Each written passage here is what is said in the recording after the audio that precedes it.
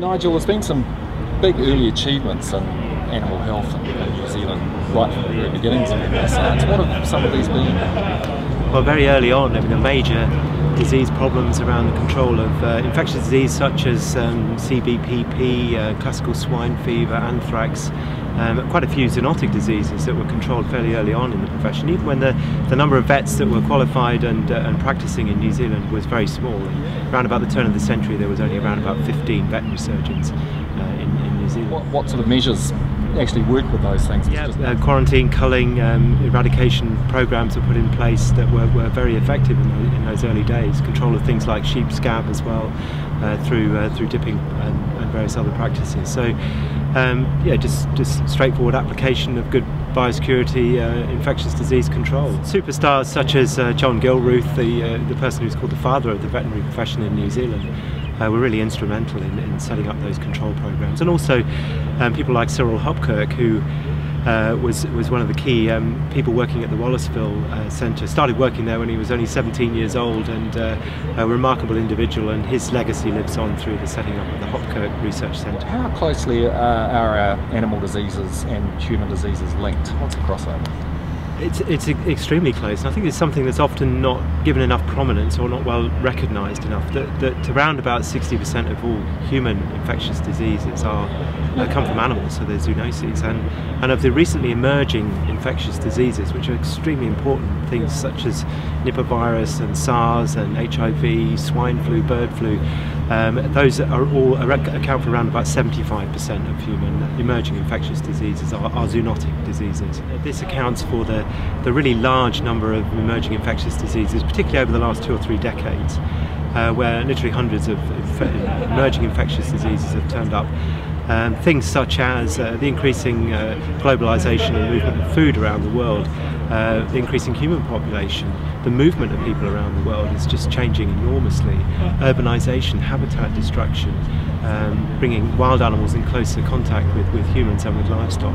What are some of the main zoonoses that are of risk to humans in New Zealand today? Within New Zealand, it's really important to recognise that the notifiable human diseases, many of them are zoonoses, including ones in the top 10.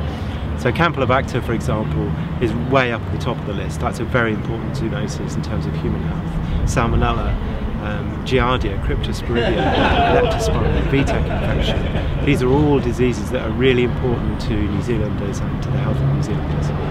Are we making any progress in learning to manage these zoonoses in New Zealand? I think New Zealand has an excellent reputation internationally for controlling zoonoses.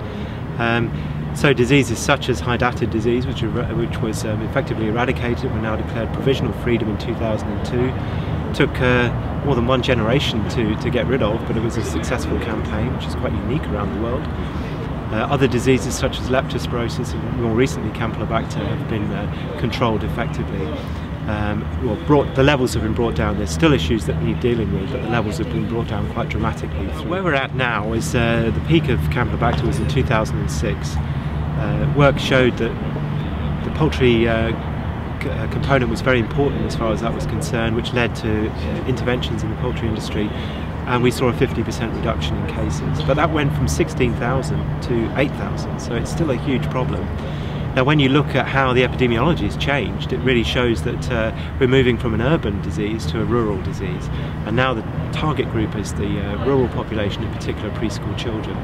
And many of them are getting infections around the time of calving, so we need to begin to shift our focus slightly, still focusing on poultry, but looking at some of these other high-risk groups and seeing how we can manage those. So the savings for the New Zealand economy through the 50% reduction in Campylobacter was estimated to be around about $40 million per year. And many of these other diseases are extremely important too, so if we can reduce the incidence, we make major savings to the New Zealand economy. Where is the future taking us with veterinary medicine? What are some of the things we might see, that the next generation of vets might see? Well, the next generation, there's going to be this move towards a stronger evidence base. We're very much data driven. I mean, in the 21st century, if you just think of the major advances in terms of the information overload, the amount of information that's available, whether it's surveillance data, diagnostic data, genomic information, travel information, we're just awash with information. So it's moving now to a system where we're trying to make sense, use this information to make decisions which are evidence-based, and I think that's going to become extremely important in all walks of the veterinary endeavour. Other things like adopting new technologies, technological advances that are being used, applied in human health, are equally applicable in animal health.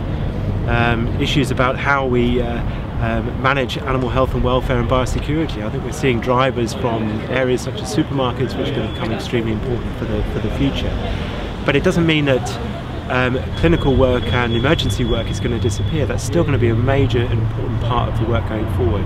But you know, we're a profession for health, but it's not just animal health, it's for human health. But we're also a profession that looks after the ecosystem and wildlife health as well as the food supply. So our remit is broad, but really encompasses is what we're all about.